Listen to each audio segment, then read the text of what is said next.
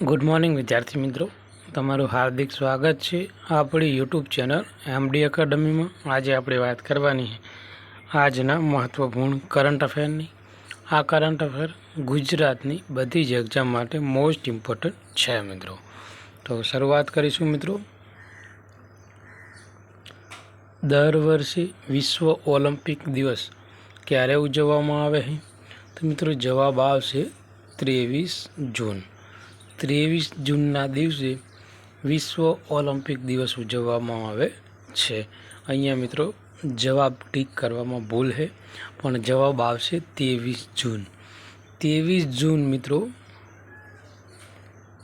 23 જૂન 1894 મિત્રો જે વિશ્વ ઓલિમ્પિક કમિશન है મિત્રો, અથવા કે ઇન્ટરનેશનલ ઓલિમ્પિક કમિશન है મિત્રો, એની સ્થાપના કરવામાં આવી હતી।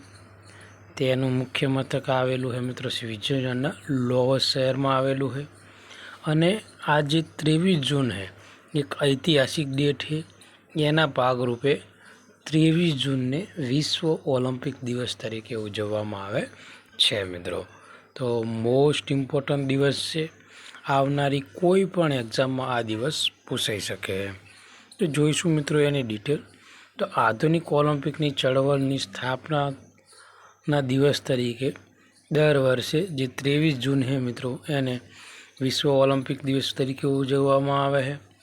આ દિવસ 23 જૂન 1894ના રોજ પેરિસમાં મિત્રો ફ્રેન્ચ શિક્ષક પિયર ડી કુબર્ટિન દ્વારા મિત્રો આંતરરાષ્ટ્રીય ઓલિમ્પિક સમિતિની સ્થાપનાની યાદમાં આ દિવસ ઉજવવામાં આવે છે। તો જે આ ઇન્ટરનેશનલ મિત્રો ઓલિમ્પિક કમિશન છે એની સ્થાપના ક્યાં કરવામાં આવી હતી? તો યાદ રાખજો મિત્રો, જે ફ્રાન્સનું મિત્રો પેરિસ છે ત્યાં કરવામાં આવી હતી। કોના દ્વારા કરવામાં આવી હતી? તો ડી કુબર્ટી દ્વારા મિત્રો કરવામાં આવી હતી। ક્યારે?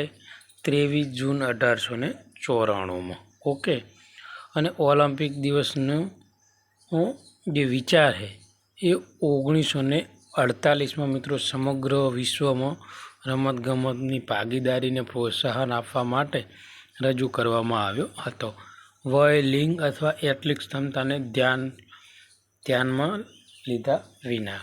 મિત્રો આજનો મહત્ત્વપૂર્ણ ક્વેશ્ચન છે, આવનારી કોઈ પણ એક્ઝામમાં પૂછાઈ શકે। તો આપણે આગળ વધીશું હવે।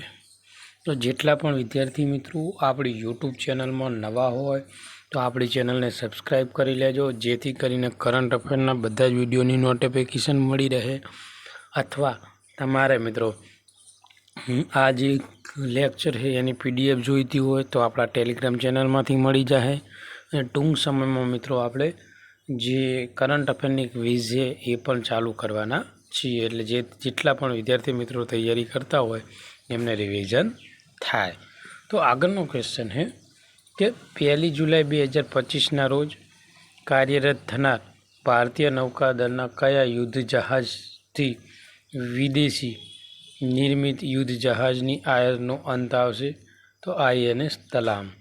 તો જે આ INS જે તલામ છે મિત્રો, એના દ્વારા આ જે યુદ્ધ જહાજ છે તે વિદેશી નિર્મિત યુદ્ધ જહાજનો આયાતનો અંત લાવવા માટે મિત્રો થયું છે।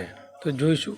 તો INS તલામ એ રશિયાના બનેલા કૈવાકિંગ જે તુલસી વર્ગનું બહુભૂમિકા સ્ટીલ ફ્રિગેટ છે, જે 1 જુલાઈ 2025ના રોજ ભારતીય નૌકાદળમાં સામેલ કરવામાં આવવાનું છે।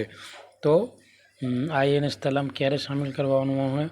તો 1 જુલાઈથી ભારતીય નૌકાદળમાં સામેલ થશે। આ જે છે INS તલામ તે રશિયામાં બનેલું છે। ઉપરાંત જે તુલસી વર્ગનું બહુભૂમિકા સ્ટીલ ફ્રેગમેન્ટ જહાજ છે મિત્રો, આ ઉપરાંત તેનો સમાવેશ એક ઐતિહાસિક વળાંકના કારણે તે કાફલામાં જોડાવનાર છેલ્લું વિદેશી નિર્મિત યુદ્ધ જહાજ છે। એટલે કે ભારતનું આ છેલ્લું વિદેશી જહાજ હશે કયું? INS તલામ। આ પછી જેટલા બી જહાજ આવશે એ મેક ઇન ઇન્ડિયા એટલે કે ભારતમાં બનેલા હશે। ઓકે। તો આ પણ મોસ્ટ ઇમ્પોર્ટન્ટ છે, એટલે આપણા માટે આ બી ક્વેશ્ચન મોસ્ટ ઇમ્પોર્ટન્ટ છે।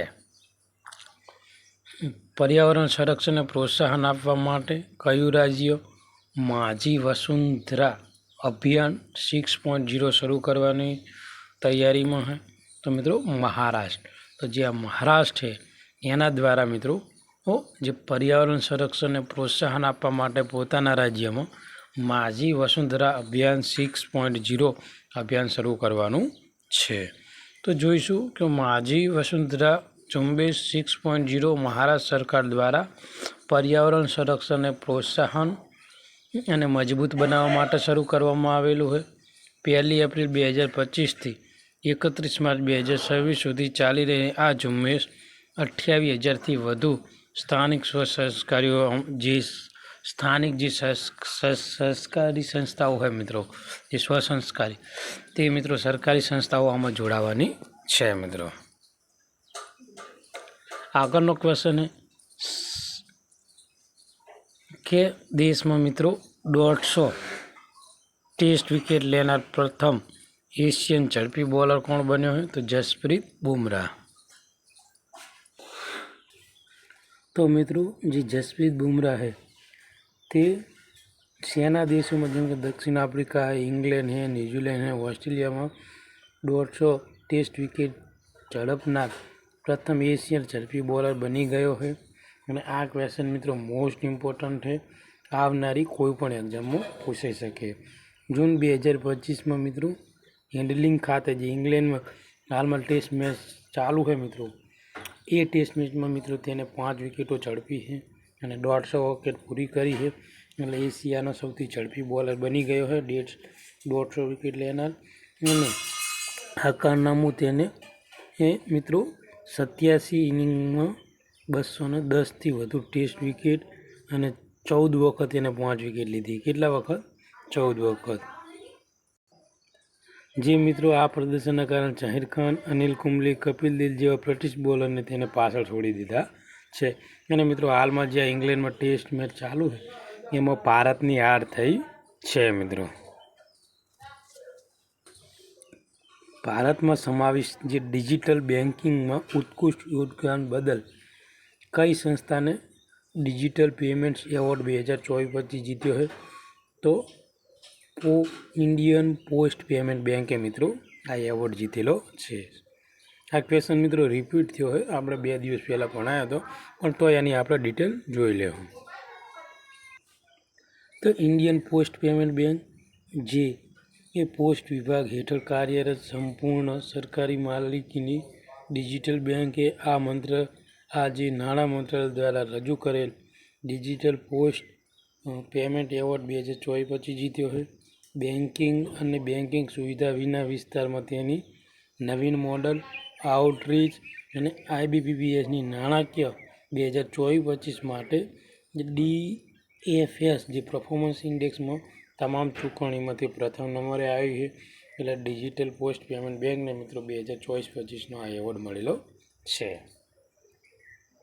આગળનો ક્વેશ્ચન છે ઈરાનના પરમાણુ સુવિધાઓ ઉપર ચોક્કસપૂર્વક હુમલો કરી અમેરિકાના આ જે લશ્કરી કાર્યવાહીનું નામ શું હતું? તો મિત્રો આ ક્વેશ્ચન પણ મોસ્ટ ઇમ્પોર્ટન્ટ છે આપણા માટે।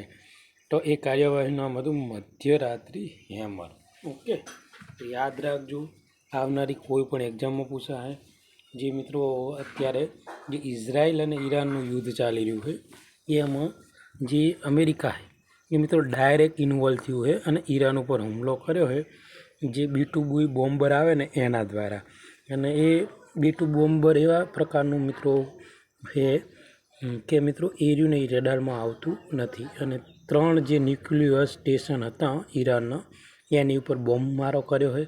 અને આ જે આખું ઓપરેશન હતું એનું નામ અમેરિકાએ આપ્યું છે મધ્યરાત્રિ હેમર। તો મોસ્ટ ઇમ્પોર્ટન્ટ છે મિત્રો એક્ઝામ માટે આ પણ, તો જોઈશું એની ડિટેલ। તો ઓપરેશન મિડનાઇટ હેમર એ ઈરાનના પરમાણુ ક્ષમતાઓને નબળી પાડવાના ઉદ્દેશથી બનાવવામાં આવેલું અત્યંત અગ્રિકૃત US લશ્કરી કમિશનનું કોર્ડિનેટ છે। આ ઓપરેશન્સ જે સ્ટીલ્થ B-2 સ્પિરિટ બોમ્બર્સ સબમરીનમાંથી છોડવામાં આવેલા જે ટોમોહોક ક્રૂઝ મિસાઇલ અને અદ્યતન ઇલેક્ટ્રિક યુદ્ધ પગલાંને જટિલ બનાવે છે, કાળજીપૂર્વક આયોજનમાં મુકાયેલા હતા। અને આ જે મિશન છે ઈરાનના પરમાણુ સ્થળો ઉપર ફોર્ડા, ટાન્ઝા અને ઇસ્ફરાહામ જેવી જગ્યાઓ ઉપર સર્જિકલ જે સ્ટ્રાઇક કરીને ચોક્કસ નિશાને બનાવવામાં આવ્યા હતા અને જે આ પરમાણુ સ્ટેશન છે એને મિત્રો એને ધ્વસ્ત કર્યા છે એવો અમેરિકાએ દાવો કર્યો છે. કયા રાજ્ય સરકારે જુલાઈ 2025માં સામાજિક સુરક્ષા પેન્શનમાં દર વર્ષે 700નો વધારો કર્યો છે દર મહિને મિત્રો? તો બિહાર. તો બિહારની મિત્રો જે યોજના છે મિત્રો સામાજિક સુરક્ષા પેન્શન એમાં તેમને મહિને મિત્રો 700 રૂપિયાનો વધારો કરેલો છે. તો બિહાર રાજ્ય સરકાર વરિષ્ઠ નાગરિકો, વિધવાઓ, અપંગ વ્યક્તિઓ માટે જે સામાજિક સુરક્ષા પેન્શનમાં નોંધપાત્ર વધારો કરવાની જાહેરાત કરી છે. આ જે નવીનતા નીતિ હેઠળ જે છે એમાં 700 રૂપિયાનો વધારો કરવામાં આવ્યો છે એટલે 2025માં મિત્રો તે થઈ છે 1100 રૂપિયા. ઓકે, તો મોસ્ટ ઇમ્પોર્ટન્ટ છે, આવનારી એક્ઝામમાં પૂછાઈ શકે. આ પણ ક્વેશ્ચન મિત્રો મોસ્ટ ઇમ્પોર્ટન્ટ છે કે કયો દેશ પ્રથમ વખત 2025માં વર્લ્ડ પેરા એથ્લેટિક્સ ચેમ્પિયનશિપનું આયોજન કરવાનો છે? તો ભારત. ભારતમાં 2025માં જે વર્લ્ડ પેરા એથ્લેટિક્સ ચેમ્પિયનશિપ છે એનું આયોજન થવાનું છે. તો પહેલીવાર 2025માં મિત્રો વર્લ્ડ પેરા એથ્લેટિક્સ ચેમ્પિયનશિપનું આયોજન કરવા માટે જે આપણો દેશ છે એ મિત્રો તૈયાર છે. 27 સપ્ટેમ્બરથી 5 ઓક્ટોબર દરમિયાન જવાહરલાલ નહેરુ સ્ટેડિયમ દિલ્હી ખાતે મિત્રો આનું આયોજન થવાનું છે. 100 દિવસીય આ જે કમડાઉનની ઉજવણી કરવા માટે ભારતીય ઇવેન્ટનો સત્તાવાર લોગો, માસ્કોટ વિરાજ અને એક યુવાન હાથી. માસ્કોટ શું છે? વિરાજ, એક યુવાન હાથી જે બ્લેડ પ્રોસેસિસ ધરાવે છે, જે શક્તિ, સ્થિતિસ્થાપકતા અને વગેરેનું એવું પ્રતિનિધિત્વ તરીકે તેને લોન્ચ કરવામાં આવ્યા. તો માસ્કોટ યાદ રાખજો, વિરાજ એક યુવાન હાથી છે મિત્રો. અને 12મી આવૃત્તિમાં 100થી વધુ દેશના લોકો આમાં ભાગ લેવાના છે અને 186 જે મેડલ છે એ આ ઇવેન્ટમાં સમાવેશ કરવામાં આવેલા છે. આગળનો ક્વેશ્ચન છે સંયુક્ત રાષ્ટ્ર જાહેર સેવા દિવસ દર વર્ષે કઈ તારીખે ઉજવવામાં આવે છે? તો મિત્રો એ ઉજવવામાં આવે છે 23 જૂન. તો મિત્રો દર વર્ષે 23 જૂનના રોજ સંયુક્ત રાષ્ટ્ર જાહેર સેવા દિવસ ઉજવવામાં આવે છે. 20 ડિસેમ્બર 2002ના રોજ ઠરાવ પસાર કરી યુએન જનરલ એસેમ્બલીમાં સત્તાવાર રીતે નિયુક્ત કરવામાં આવ્યા હતા. અને આ દિવસ સમુદાય પ્રત્યે જાહેર સેવાનું મૂલ્ય અને સદ્ગુણોને ઓળખાવે છે અને વિકાસ પ્રક્રિયામાં જાહેર સેવાનું યોગદાનને પ્રકાશિત કરે છે મિત્રો. આગળનો ક્વેશ્ચન છે કે ભારતમાં પ્રાદેશિક આરોગ્ય સંભાળ જરૂરિયાતોને અનુરૂપ રાજ્ય વરિષ્ઠ આરોગ્ય વીમા યોજનાઓ કઈ વીમા કંપનીએ શરૂ કરી છે? તો મિત્રો જવાબ આવશે બજાજ ફાઇનાન્સ. જે મિત્રો બજાજ ફાઇનાન્સ છે એની પેરેન્ટ કંપની છે બજાજ એલિયાઝ. ઓકે મિત્રો, તો એને મિત્રો આ શરૂ કરી છે. તો બજાજ એલિયાઝ જનરલ ઇન્સ્યોરન્સ 20 જૂન 2025ના રોજ એક અગ્રણી પહેલ શરૂ કરી છે. તો આ પહેલ શું છે? તો જે પ્રાદેશિક મિત્રો આરોગ્ય સંભાળના પડકારો, પોષણ ક્ષમતાના પરિબળો પર પ્રતિબિંબિત કરવા માટે રચાયેલી રાજ્યની વિશિષ્ટ આરોગ્ય વીમા યોજનાની ઓફર કરે છે. અને પરંપરાગત અને એકંદરે એ આ મોડલની વિપરીત અને આ જે કસ્ટમાઇઝ પોલિસીની વિવિધ ભારતીય રાજ્યોમાં હોસ્પિટલના જે માળખાગત સુવિધાઓ, રોગના વ્યાપ અને સારવાર ખર્ચ જેવી ભિન્નતા ઉપર ધ્યાન આપવાનું છે. અને રાજ્યમાં વિશિષ્ટ ડેટા આધારિત જે પ્રીમિયમ છે એ 10થી 15% સંબોધિત કરી. અને બજાજ છે મિત્રો આલિયાઝ એનો હેતુ એક એવો છે કે કવરેજ અંતરને દૂર કરવાનો અને ભારતમાં સાર્વત્રિક જે આરોગ્ય કવચ છે મિત્રો એ પૂરું પાડવા માટે ટેકો આપવા માટે મિત્રો આ જે બજાજ આલિયાઝ ફાઇનાન્સ છે મિત્રો ઇન્સ્યોરન્સ છે એ આગળ આવી છે. તો આજના કરંટ અફેરનો મિત્રો લાસ્ટ ક્વેશ્ચન છે કે અંડર 23 એશિયન રેસલિંગ ચેમ્પિયનશિપ 2025માં કયા દેશે પુરુષ મહિલાઓ બંનેમાં ફ્રી ટાઇટલ ટીમ રેન્કિંગમાં ટોચનું સ્થાન મેળવ્યું છે? તો ભારતે. તો મિત્રો જે વિયેતનામમાં વુંગ તાઉમાં આયોજિત ક્યાં આયોજિત હતું? તો વિયેતનામમાં આયોજિત હતું. અને આ અંડર 23 મિત્રો જે એશિયન રેસલિંગ ચેમ્પિયનશિપ 2025માં ભારતે પુરુષનું ફ્રી ટાઇટલ રેન્કિંગમાં બંને પુરુષ અને મહિલામાં બંનેમાં ટોચનું સ્થાન મેળવ્યું છે મિત્રો. ભારતીય મહિલાના કુસ્તીબાજોમાં 4 ગોલ્ડ 5 સિલ્વર સહિત 10 કેટેગરીમાં મેડલ જીતીને પ્રભાવશાળી પ્રદર્શન દર્શાવ્યું છે. તો આજનો જે આ મહત્ત્વપૂર્ણ કરંટ છે આપણે અહીંયા પૂરું કરીશું. જો તમને આ વિડીયો ગમ્યો હોય તો આપણી ચેનલને સબસ્ક્રાઈબ કરજો, તમારા બીજા મિત્રોને શેર કરજો, જેથી કરીને આ કરંટ અફેરનો લાભ એ લોકો લઈ શકે મિત્રો. થેન્ક યુ, ધન્યવાદ.